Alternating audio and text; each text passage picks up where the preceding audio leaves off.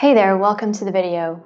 If you're anything like me, you might be feeling super intimidated at the idea of starting to draw. Personally, I only started making art about 2-3 years ago at 22 years old, and it was difficult for me to get into because I couldn't even doodle a convincing cat, let alone create a full drawing. I felt like it was kind of too late for me to learn. Obviously, that's not true. A couple years down the line, I'm drawing and still learning as I go, and it's really fun. I just want to make this video from a perspective of someone who knows what it's like to really start from scratch. When it comes to drawing tips, advice on beginner artwork, I don't really recommend turning to professional artists for tips for a couple of reasons. Number one, they often assume that you already have some kind of knowledge base, existing skills, drawing skills that you can build upon. Now that can be really frustrating, intimidating, discouraging when you're just starting because their beginner level is already so much more advanced than wherever you are at. And number two, they tend to focus on technique over enjoyment. If you're a total beginner, I wouldn't jump straight into technique. You kind of need to have that essential love for drawing first,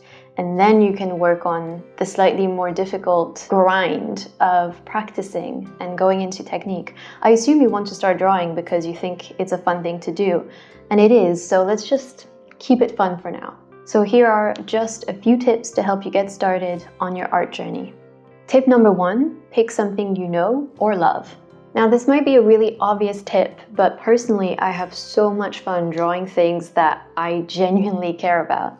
For instance, I love witchy things, so I'm constantly inspired by that sort of theme that I have going on. I also really love cats, so it's really fun for me to try and capture their attitudes, their emotions, profile, their cuteness. But fruit bowls, on the other hand, are completely uninteresting to me. If you feel the same way, here's your permission slip. You don't have to draw a fruit bowl. It's fine. Just because that's what we think of when we think art class doesn't mean that it's actually required of you to draw bananas or apples or a plate of food. When you're working on something you genuinely enjoy, you're more likely to do a good job of it. And even if the end result doesn't look as good as you were hoping for, it usually doesn't, at least you're interested in learning more about your subject, and that's a really good place to start. Tip number two, take a scene or an item from your favorite film. If you can't think of something you're particularly interested in at the moment, just look at your Netflix list, your Hulu list, whatever you're watching at the moment. That can help you zero in on something that you would really enjoy drawing. Say you loved watching Star Wars recently. If I tell you, draw me something Star Wars themed that's really broad and kind of intimidating, you think of big ships and laser effects and it's a lot. So start by taking one screenshot, just the one scene, and see what's going on in it. Within that image, what could you reasonably try to reproduce? In this image, for instance, there isn't a lot going on the screen, so I might just focus on Yoda. If that's too much of a challenge, I can also scale it down and just focus on drawing one of his ears. Or maybe I'll attempt to draw him entirely and just work on a generally blobby shape and see what comes out of it. Whatever you end up doing is fine. The whole point is that it got you started. Tip number three, draw something random.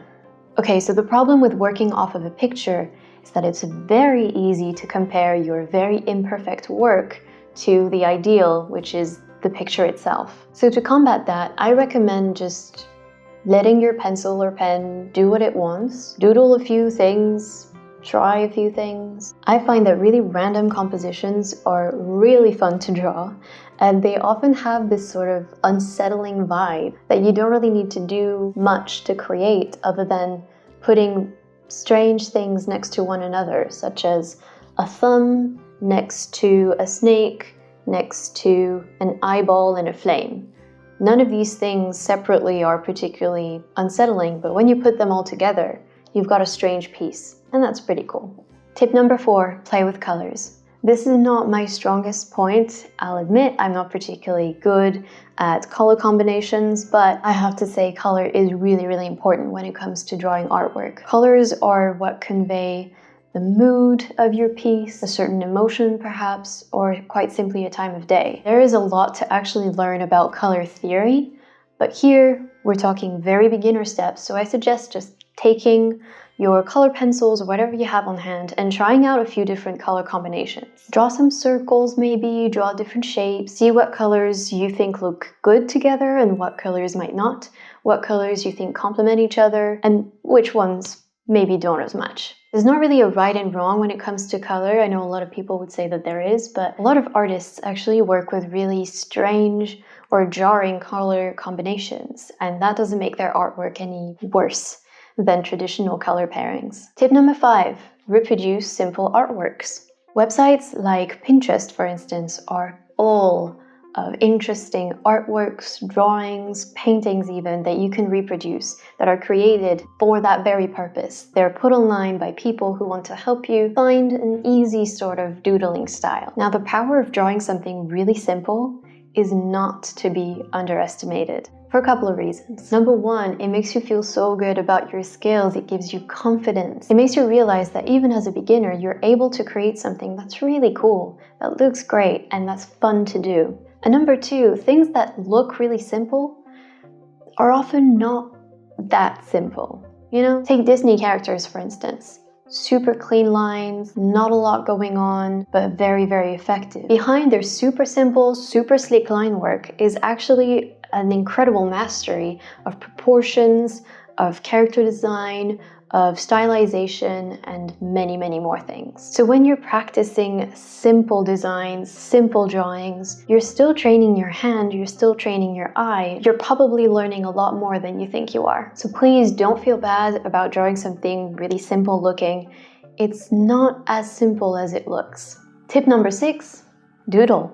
This one is for you if you're someone who doodles a lot. I personally never really used to do that, but I would recommend paying attention to what naturally comes out of your pen when you're doodling. Are you drawing little swirls, circles, stick figures perhaps? Now take that further. What would happen if you were to include your beautiful swirls into a more complex drawing? Or could you put your stick figure in a different position, give them an outfit, put them in an environment? What then? Tip number 7, follow an easy art challenge. There are loads of Instagram accounts, prompt lists, challenges that are out there at all times to help you figure out what to draw, how to improve your skills, and so on. For today, I just want to mention the Instagram account @StillHereStillLife because I really enjoy the stuff they post.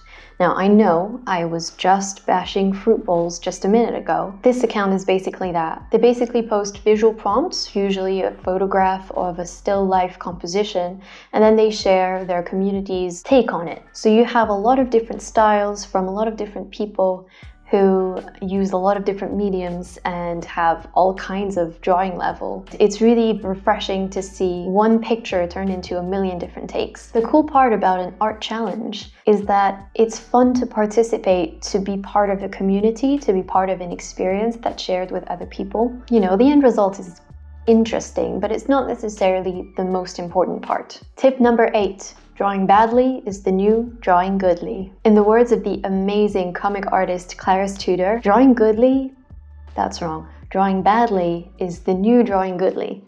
I couldn't tell you how many incredible artists I follow whose drawing style is not perfect, maybe even a little bit ugly, or at least, you know, not the style you'd expect from a professional artist. So think about it. If a professional artist can get away with an imperfect style, so can we. That's it for today. I hope that these tips were really helpful for you. Maybe give one of them a try and let me know how it goes. If you have any other ideas on how you can get started on your art journey, or just how you warm up for a drawing session, let me know in the comments. I'd be really curious to hear it. In the meantime, don't forget to subscribe for more content like this. Leave a like, you know the drill, and I'll see you next time.